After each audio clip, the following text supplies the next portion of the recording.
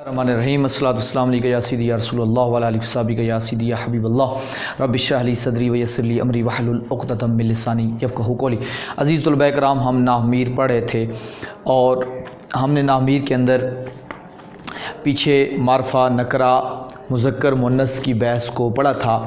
अब एक चीज़ और जो है वो फ़ेल आमिल के ऊपर बहस करने से पहले एक चीज़ और को हम थोड़ा सा समझेंगे कि अरबी में जो इसम होता है वो तादाद के एतबार से का होता है। इसम जो होता है तादाद के एतबार से तीन तरह का होता है। अगर एक हो तो वाहिद कहते हैं, मसलन कालामुन एक किताबुन एक किताब, कुर्सियुन एक अनफुन एक नाक, फमुन एक, ठीक है। इसी तरीके से आप दुन एक हाथ, तो कोई भी चीज़ है वो उसकी जो पे दलालत करेगी, बाकारातुन एक गाय, तो उसको हम वाहिद कहते हैं। और अगर इससे ज़्यादा पर दलालत करे यानी दो हों, अरबी में अब तीन स्टेप हैं, दूसरे को हम तस्निया, ये मैंने अरबी को बताया था। अब यहाँ एक बार फिर है वो बात, अगर इसम एक हो तो हम उसको वाहिद यानी एक ही चीज़ पर दलालत करें एक तादाद के एतबार से, और अगर तादाद उनकी तो हम उसको क्या कहते हैं, तस्निया। अब उसके बनाने का तरीका क्या है, आप जो होता है उसी के आगे अलिफ नून देते हैं। बनाने का तरीका मैंने इसम मुतमक जब तस्निया की बहस पढ़ी थी को बताया भी था, या फिर या देते हैं। मसलन राजुलुन है तो राने या राजो लैने तरीके से, अगर है दारे बुन दारे बारे बैन यानी रफ़ी नस्बी जरी हिसाब से, अगर आपको के अंदर नहीं है तो एक मरतबा फिर वहाँ जाके आप उस लेक्चर में जाके दोहरा सकते हैं, चला आपको अच्छे तरीके से समझ आ जाए। या शाजारातुन एक, शाजाराताने शाजारातैने दो इस्तेमाल होता है, दो दरख्त। इसी तरीके से आप कलमुन कलमाने किताबुन किने या किताबैने जो भी होगा उस तरीके से इस्तेमाल होगा, यानी जो दो पर है। अब इसके बाद अगला स्टेप जमा। अरबी के अंदर यानी उर्दू के अंदर आप देखें, इसी में आप देखेंगे कि उसके अंदर आप ये वाहिद और जमा यानी वाहिद की जमा, लेकिन अरबी में वाहिद होता है, दो को तस्निया कहते हैं। फ़ारसी में हम दो को भी जमा, लेकिन अरबी में दो को तस्निया कहते हैं, जमा नहीं। जमा का जो इतलाक़ होता है, जम इस्तेमाल जमा यानी जमा जो आप बोलते हैं तीन के अदद पे बोलते हैं, यानी जब कोई चीज़ तीन हो जाए, तीन से ज़्यादा हो जाए, 4 5 50 100 लाख जितने भी हो जाएं, उस सूरत में आप उस पर क्या बोलते हैं, बस बोलते हैं अरबी में कि ये जमा है। फिर आप अब यहाँ जब ये समझ लिया कि जमा मिसा, अभी उसको थोड़ा सा ये देखना है कि जमा एक है लफ्ज़ और जमा माना, मतलब समझिएगा बात को, लफ्ज़ के हिसाब से समझा देता हूँ। मसलन ये है कि एक कोई भी एक लफ्ज़ है, आप उसको लफ्ज़ के हिसाब से, बनावट के हिसाब से, सीगे के हिसाब से, शक्ल के हिसाब से देखेंगे कि जमा की दो तरीके होते हैं। एक होती है सालिम, एक होता है मुकस्सर। यानी इसका क्या मतलब है, इसका सालिम का मतलब ये होता है कि जब आप वाहिद से जमा बनाते हैं, जब भी आप वाहिद से जमा बनाते हैं तो वाहिद की जो बनावट है वो नहीं टूटती है, यानी जिस तरह वाहिद बना हुआ है उसमें आप कोई बनावट में तब्दीली नहीं करते, उसके आगे ही यानी जहाँ से वो लफ्ज़ आ रहा है उसी के आगे ही आप कुछ इजाफा कर देते हैं, जिससे वो लफ्ज़ वाहिद से जमा बन जाता है। मिसाल देखें, मसलन मैं एक मिसाल देता हूँ, लफ्ज़ है मुस्लिमुन। तो अब आपने मुस्लिमुन एक लफ्ज़ था, इसका माना था एक मुसलमान, तो अब इसको आप बताना चाहते हैं तो देखें मुस्लिमूना, आपने सिर्फ इसके आगे क्या बढ़ा दिया, वाव नून बढ़ा दिया, तो अब ये बन गया मुस्लिमूना। यानी आपने मीम सीन लाम मीम जिस तरतीब से था, मीम सीन लाम मीम, आपने जमा बनाते वक़्त भी उस तरतीब को बहाल रखा, उसके अंदर कोई आपने तब्दीली नहीं की, तो इसको कहते हैं जमा सालिम।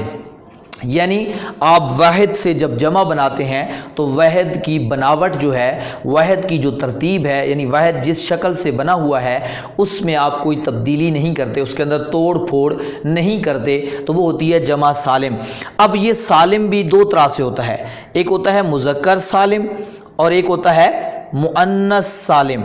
जो अभी मैंने तरीका बताया है वो जमा मुज़क्कर सालिम का बताया है। क्या मतलब कि जब आप जमा कोई भी लफ्ज़ मुज़क्कर है उस एक मुज़क्कर की आप जमा मुज़क्कर सालिम बनाना चाहें तो उसके आगे आप वाव नून लगा देंगे या फिर या नून लगा देंगे। ये भी मैंने आपको इसम मुतमक्किन की जो किस्में पढ़ाई थी तो वहाँ जमा का जब पढ़ाया था मैंने तो वहाँ पे आपको ये समझाया था मैंने कि वो मुस्लिमूना आता है या मुस्लिमीना आता है, यानी वाव नून लगाते हैं या नून, हालत रफ़ी में वाव नून लगाते हैं और नस्बी जरी में या नून लगा देते हैं। ये जमा सालिम है। और अगर मुअन्नस सालिम बनानी हो, यानी अगर मेरे पास मसलन है लफ्ज़ मुस्लिमातुन, तो अब इसका तरीका ये होता है कि आपने वाहिद में से इस ता को ख़त्म कर देना है, यानी ये जो गोल ता होती है ख़त्म कर देना है। उसकी जगह आपने क्या रख देना है, मुस्लिमा, अलिफ ता आखिर में लगा देना है, मुस्लिमातुन जमा मुअन्नस सालिम बन जाएगी। ये भी इसम मुतमक्किन में डिस्कस हुई थी, लेकिन मैं यहाँ थोड़ा सा एक मरतबा, क्योंकि हमारा बात जमा पे हो रही है तो इसलिए मैंने यहाँ पर दोबारा ये बहस कर दी है ताकि आपको अच्छी तरह से बात समझ आ जाए। यानी लफ्ज़ के हिसाब से अगर आप कोई भी लफ्ज़ है उसकी जो बनावट है, यानी जब वो जमा होगा तो उसकी शक्ल दो तरीके से आएगी। एक सालिम, मतलब जब आप वाहिद से जमा बनाएं, मसलन आपको मैंने कोई भी लफ्ज़ दिया वाहिद का, मसलन मुस्लिमुन दिया, मुमिनुन दिया, आपको कोई भी लफ्ज़ इस तरीके से दिया, दारिबुन दिया, शारिबुन दिया, सामिउन दिया, आपने अगर उसकी सालिम बनानी है तो वो नून लगा दें या नून, सामिउन सामिईन, शारिबुन शारिबीन, ठीक है जी, दारिबुन दारिबीन, मुमिनून मुमिनीन, तो इस तरीके से मुफलिहून मुफलिहीन ये बना लेंगे। और अगर मुअन्नस की बात कर रहे होंगे तो मसलन मैंने कहा साइमतुन, एक रोज़ेदार औरत, साइमातुन बहुत सारी रोज़ेदार औरतें। इसी तरीके से मैंने कहा काइमतुन काइमातुन, इसी तरह मैंने कहा मुस्लिमतुन मुस्लिमातुन, मुमिनतुन मुमिनातुन, हाफिजतुन हाफिजातुन, शारिबतुन शारिबातुन। तो ये अलिफ ता लगा के आप, तो जमा सालिम का मतलब ये हो गया कि जब आप लफ्ज़ वाहिद से जमा बनाते हैं तो उस वाहिद के लफ्ज़ में कोई तोड़ फोड़ नहीं करते, यानी उसके अंदर उसकी बनावट के अंदर आप तब्दीली नहीं करते। जमा मुकस्सर इसकी उलट होती है कि जब आप वाहिद से जमा बनाते हैं तो वाहिद की बनावट, वाहिद की बिना, वाहिद की शक्ल जो है वो टूट फूट जाती है, यानी उसकी तरतीब को आप उलट पुलट देते हैं तो उस सूरत में वो जमा मुकस्सर बन जाती है। उसकी मिसाल देखें, मैं एक मिसाल दे देता हूँ। मसलन हमारे पास एक लफ्ज़ है कालामुन, ये एक लफ्ज़ है काला मुन, तो देखिए अब क्वाफ के बाद है लाम, लाम के बाद है मीम, तो मैं क्या करता हूँ, इसकी जमा जब बनती है तो वो बनती है अक़लामुन, अक़लामुन। तो अब देखें पहले शुरू में हमज़ा लग गया, फिर लाम के बाद मैंने अलिफ बढ़ा दी, तो यानी जो तरतीब वाहिद में थी वो टूट फूट का शिकार हो गई। इसी तरह एक और लफ्ज़ देखें, मसलन एक लफ्ज़ है रसूलुन, तो इसकी जमा आती है रोसोलुन। तो अब देखें रसूल उनमें रा था, सीन था, वाव थी, लाम थी, मैंने जब जमा बनाई तो रा सीन, सीन के बाद वाव ख़त्म कर दी गई। इस तरह किताबुन कोतुबुन, तो इसी तरीके से आप बहुत सारे जो है वो लफ्ज़ आपको मिल जाएंगे कि जब आप वाहिद से जमा बनाते हैं। मसलन राजुल की जमा है रिजालुन, तो आप देखें ये तरतीब टूट गई है। हाजरुन अहजारुन, शजरुन अशजारुन, तो ये सब जमा मुकस्सर हैं, यानी वाहिद बनाने के से जब आपने जमा बनाई तो जो वाहिद की तरतीब थी वो टूट फूट का शिकार हो गई, उसमें तब्दीली आ गई। आती तो वाहिद से जमा बनाते वक्त जब भी बनाएंगे तो तब्दीली तो आएगी, लेकिन तब्दीली अगर यानी उसकी तरतीब वाहिद की तरतीब को तोड़ फोड़ दे तो उसको कहते हैं हम जमा मुकस्सर। और अगर टूट फूट का शिकार ना हो, वाहिद के आखिर में ही किसी चीज़ का इजाफा करके आप बना दें तो उसको हम सालिम कहते हैं। तो हमारे सामने दो चीज़ें आ गई, जमा सालिम, जमा मुकस्सर। फिर मैंने आपको ये बताया कि सालिम दो तरह से होता है, मुज़क्कर सालिम और मुअन्नस सालिम। अब ये थी लफ्ज़ के हिसाब से जमा की शक्ल जो मैंने बताई कि लफ्ज़ के हिसाब से जमा दो तरीके से आती है, सालिम आती है या मुकस्सर आती है। यानी जब आप अरबी में कोई भी वाहिद से जमा का लफ्ज़ बनाते हैं। अब एक है जमा की माना के हिसाब से तकसीम। माना का क्या मतलब है, यानी आपको पता है कि 3 अफराद हों तो उसको भी जमा कहते हैं, जिस तरह भी मैंने आपको बताया, 4 हों तो भी जमा कहते हैं, 10 हो तो भी जमा कहते हैं, 100 हों तो भी जमा कहते हैं, 1000 हों तो भी जमा कहते हैं। अब ये समझाया जाएगा कि जब जमा के अंदर उस माने के हिसाब से 2 किस्में बना दी गई हैं। एक को कहते हैं जमा किल्लत, एक को कहते हैं जमा कसरत। जो जमा 3 से लेकर 10 तक के अफराद पर दलालत करे, यानी हमारे पास हम अभी बताते हैं कि जमा की कुछ शक्लें हैं। अगर जमा उन शक्लों में आए तो आपने फ़ौरन समझ लेना है कि ये बात हो रही है 3 से लेकर 10 तक के अफराद की, बस इससे ज़्यादा अफराद नहीं हैं। यानी हैं जमा, लेकिन जमा में कितने ही हैं? 3 से लेकर 10 तक की, यानी 4, 5, 6, 7, 8, 9, 10 ही अफराद। और जब जमा कसरत का मतलब ये होता है कि वो जमा जो 10 से ऊपर पर दलालत करे, यानी वहाँ ये क्लियर कट बात होगी। जब आप वो सीगा देखेंगे तो उससे आप समझ जाएंगे कि ये 10 की बात नहीं हो रही, 10 से ज़्यादा की बात हो रही है। अब वो 10 से ज़्यादा में कुछ भी हो सकते हैं, 100, 200, 1000, 500। यानी जब आप कुछ 3 से लेकर 10 तक की तादाद की बात करना चाहेंगे तो आप जमा किल्लत का वज़न बोलेंगे, यानी जमा को लाएंगे उस वज़न पे जो जमा किल्लत के वज़न है। और जो कसरत है, जब आप 10 से ज़्यादा की बात करना चाहेंगे तो फिर आपको जमा कसरत का सीगा लाना पड़ेगा। अब थोड़ा सा समझिएगा मेरी बात को।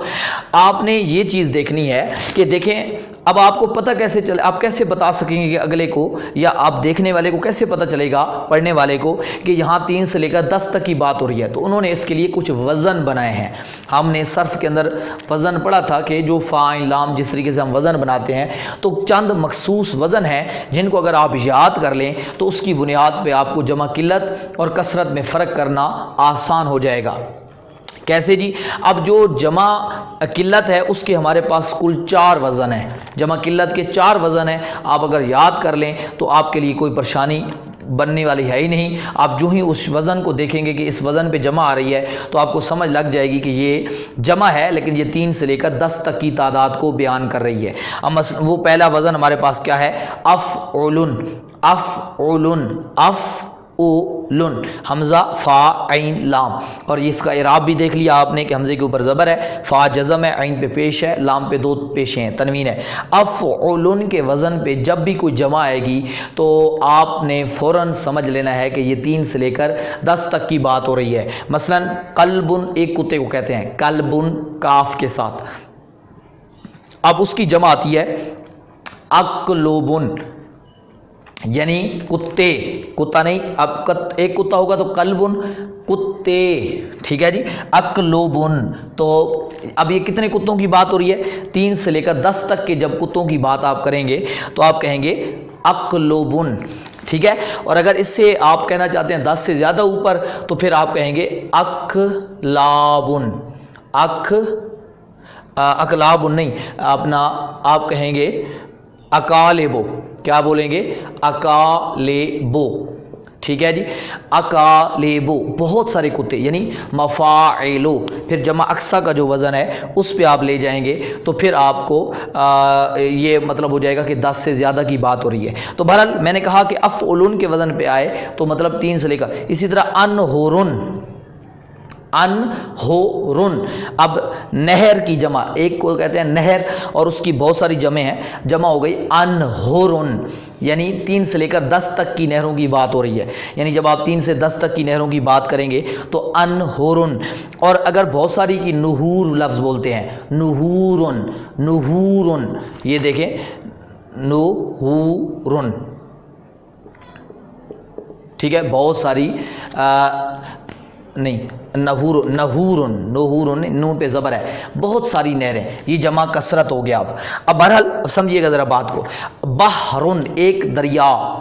अबहुरुन, बहुत सारे दरिया जो हो गए, यानी 3 से लेकर 10 तक की बात। तो यानी जो भी लफ्ज़ जमा का अफ़उलुन के वज़न पे आए तो वो जमा किल्लत होता है। नंबर 2 है अफ़आलुन। इस वज़न पे अगर कोई जमा आ जाए तो जैसे अक़वालुन, कौल की जमा है अक़वाल, कहते भी हैं अक़वाल ज़री, कीमती जो कौल होते हैं उनको हम कहते हैं अक़वाल ज़री। ये लिखा भी होता है भी अक़वाल ज़री, फ़लाँ के अक़वाल ज़री, कीमती। तो अक़वाल 3 से लेकर 10 तक जो किसी के कौल हों, फ़रामीन हों, उनको हम अक़वाल कहते हैं। अस्हाबुन, ठीक है जी, ये भी जमा किल्लत का वज़न है, अस्हाब, ठीक है।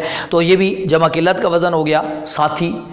अरबाबुन, रब की जमा है अरबाब, मालिक को भी रब कहते हैं, तो अरबाबुन मालिक, बहुत सारे मालिक, 3 से लेकर, यानी जमा किल्लत पर ये। तीसरा वज़न है अफ़इलातुन, ठीक है। आवेनातुन इसकी मिसाल है, आवेनातुन मददगार, ठीक है। इसी असलेहतुन, असलेहा यानी जो हम असलहा इस्तेमाल करते हैं। अलसिनतुन ज़बानें, तो ये वज़न भी हो गया जमा किल्लत का। चौथा आखिरी वज़न है फ़िअलतुन, फ़िअलतुन ये वज़न। गिलमतुन ग़ुलामुन की जमा है गिलमतुन बच्चे लड़के। इख्वतुन अखुन की जमा है इख्वतुन। अजनेहतुन जनाहुन की पर की जमा है अजनेहतुन पर। तो अब यहाँ आपने देख लिया ये चार वज़न, अफुलुन, अफ़ालुन, अफ़ेलतुन, फ़िअलतुन।